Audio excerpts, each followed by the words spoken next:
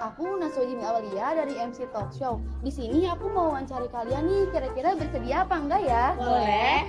Sebelumnya aku mau tahu nama kalian dulu nih. Nah, nama aku Aulia. Nama aku Michelle. Oh gitu. Jadi aku mulai aja ya pertanyaan yang pertama. Jadi yang pertama itu gimana sih pengalaman kamu sebagai angkatan pertama di kurikulum Merdeka ini?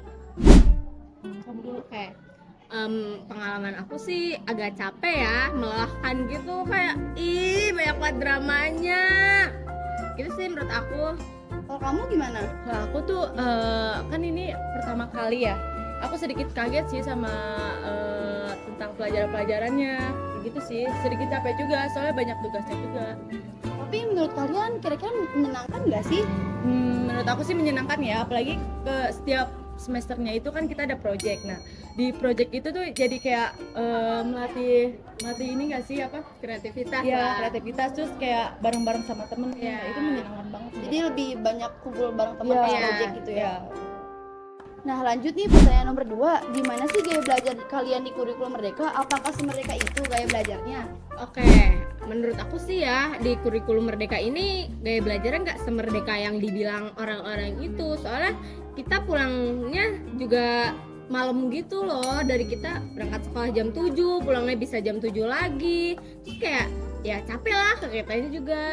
Oh ya, belum lagi tugas-tugasnya kayak sama aja kayak kurikulum biasanya, kayak tugasnya tetap numpuk, kayak weekend juga kita tetap kerja kelompok gitu. Oh, berarti harus meluangkan waktu lagi ya Iya. dari sekolah biasanya. Lanjut ya pertanyaan yang nomor 3. Nah menurut kalian gimana sih cara mengajar guru di kurikulum Merdeka ini? Oh ya, menurut aku guru tuh masih beradaptasi gitu loh dari yang kurikulum K13 sama kurikulum Merdeka yang sekarang. Karena kan kurikulum Merdeka ini semua guru itu ngajar di semua kelas, dari kelas 10, kelas 11 sama kelas 12. Jadi kayak masih bentrok gitu loh, masih kitanya harus si gurunya itu masih baru adaptasi lah gitu. Sama sih kayak dia. Oh, jadi kayak harus belajar lagi gitu ya, Iya. baik guru maupun kitanya juga. Ya. Kita lanjut ya, yang pertanyaan selanjutnya. Aku mau nanya nih, ada apa sih hal menarik di kurikulum Merdeka ini? Menurut aku hal menariknya yaitu tadi di setiap semesternya pasti ada unjuk karya, terus kayak kita pensi kayak gitu. Itu kayak menguji kreativitas kita gitu sebagai pelajar yang baru pertama kali menjadi kelinci percobaan kurikulum Merdeka. Kalau kamu? Belum lagi kayak di acara unjuk karya itu kita dibebasin untuk tampil apapun, kayak misalkan di kelas kita mau nyanyi kayak gitu, boleh nari juga boleh gitu. Belum lagi kayak dari eskul lain tampil di unjuk karyanya. Nah, itu menyenangkan banget. Kalau akhir ya, Ya. kalian kira-kira akses ke sekolahnya pakai apa sih? Pakai mobil, pakai Vespa Matic atau pakai apa sih kalian?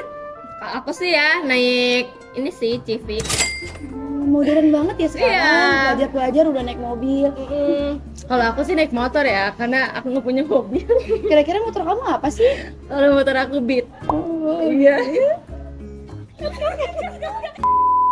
Makasih ya kalian udah mau diwawancarai. Sama-sama. Sebelumnya saya balik dulu dong ke kamera. Bye.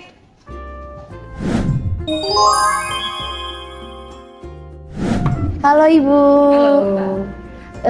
Jadi gini, aku Naswa Jimmy Awalia sebagai MC di talk show.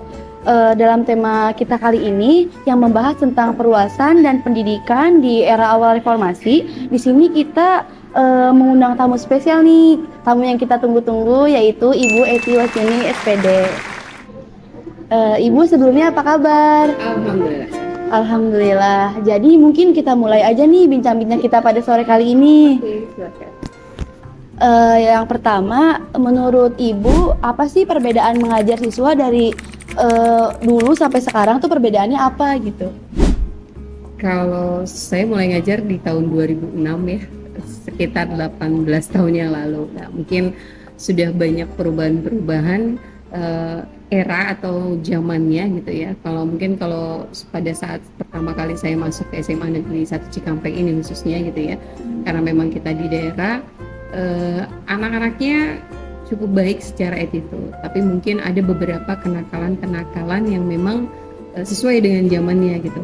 tapi berbeda dengan zaman sekarang. Jadi kalau bisa dibilang setiap tahun perubahan apa istilahnya perubahan generasi itu sangat mempengaruhi, dan yang paling besar pengaruhnya itu adalah perkembangan teknologi, karena dari perkembangan teknologi inilah yang membuat perubahan-perubahan karakter yang dari masa dulu mungkin ya belum ada handphone, anak-anak lebih sering sosialisasi, lebih sering bermain, aktivitas di luar atau apa. Tapi untuk sekarang berjalannya waktu, karena memang sudah semakin marak teknologi gadget ini, jadi mereka itu jadi masing-masing individualnya itu lebih besar dibanding dahulu gitu ya, karena memang sudah nyaman dengan handphone tersebut, seperti itu. Berarti lebih baiknya di bidang teknologinya gitu ya. Ya betul. Jadi memang perkembangan teknologi ini ada plus dan minusnya gitu kan ya. Tapi kalau ngikutin perkembangan zaman, sebenarnya banyak plusnya. Tinggal bagaimana kita mengatur diri untuk bisa jangan sampai terpengaruh terlalu besar. Artinya jangan sampai teknologi itu menguasai aktivitas kita terlalu besar gitu loh. Karena biar bagaimanapun manusia kita itu sebagai makhluk sosial. Nah, itu lebih penting. Jadi kita lebih penting untuk bisa bersosialisasi dengan sesama manusia, dengan sesama makhluk yang lain. Jadi lanjut aja ke pertanyaan selanjutnya. Menurut Ibu, pengalaman jadi guru di era reformasi ini apa sih yang paling berkesan? Apa ya? Sebenarnya sih paling berkesan itu ya mungkin nggak terlalu, hari-hari sih biasa aja gitu ya. Tapi kalau berkesan itu mungkin buat diri pribadi saya itu lebih ke saya jadi lebih memahami karakter anak-anak sekarang gitu ya. Nah itu setiap tahunnya itu setiap kali ngajar kita pasti ketemu dengan tipikal atau karakter anak yang berbeda, dan itu mungkin uniknya di situ sebagai seorang guru. Makanya banyak dibilang guru itu awet muda gitu ya. Mungkin karena memang kita istilahnya ketemu dengan generasi-generasi yang berbeda zaman gitu. Dan dari situ kita bisa memahami gimana caranya kita menghadapi karakter mungkin di angkatan 2000-an, terus ada 2010, 2020, itu karakternya beda-beda. Dan itu memotivasi kita sebagai guru untuk bisa paling tidak kita memahami perkembangan zaman supaya kita bisa memberikan apa istilahnya pembelajaran yang sesuai dengan pada zamannya, seperti itu. Oh, berarti kayak mitos yang guru awet muda itu bener ya? Soalnya yang aku lihat juga guru-guru tuh pada awet muda gitu. Ya, betul. Mungkin iya memang pada kenyataannya seperti itu ya. Karena memang kita menghadapi generasi-generasi yang memang setiap tahunnya itu berubah-berubah, dan mereka tuh iya generasi muda semuanya yang kita hadapi. Jadi mungkin pengaruh ke kitanya juga, sehingga ya itu mitos itu mungkin benar terjadi.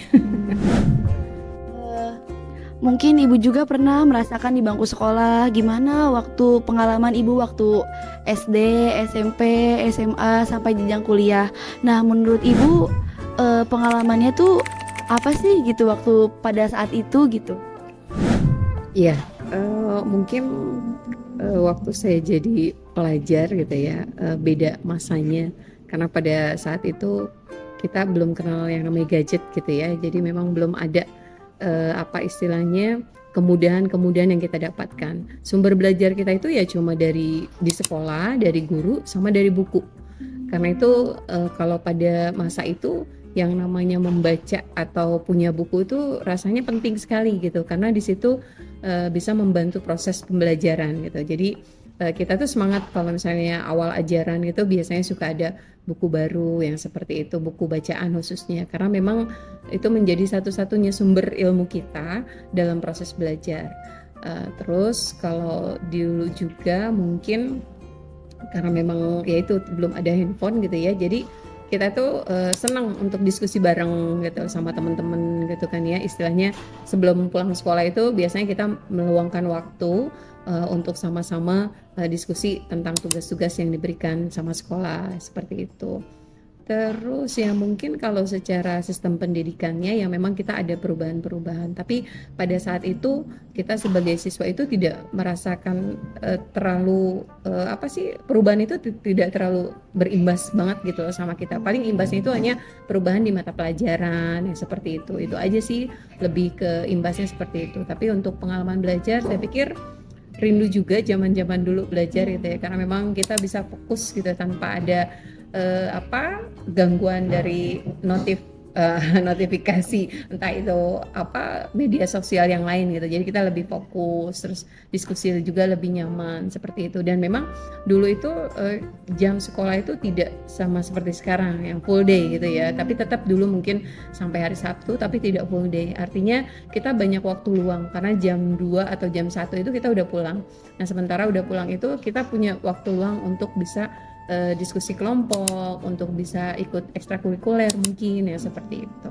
Kalau sekarang kan berbeda ya istilahnya, mungkin kalian juga merasakan, artinya udah full day walaupun Sabtu memang libur tapi tetap di hari-hari biasa. Dan full day ini menurut saya mungkin beda-beda tanggapannya gitu, tapi menurut saya sendiri mungkin ada kejenuhan ketika dari pagi jam 7 sampai jam 3 sore itu, ketika kita terus-terusan belajar itu ada kejenuhan, karena maksimal belajar itu sebenarnya yang bagus itu hanya 2 jam di awal itu gitu.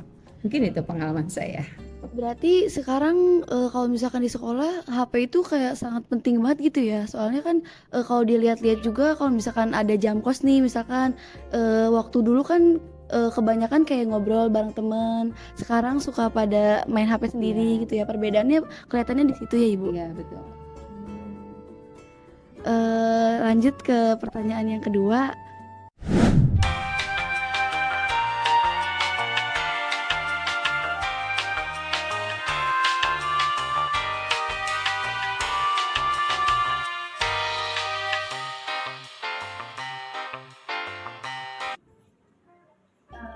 Kayaknya bincang-bincang kita cukup sampai sini.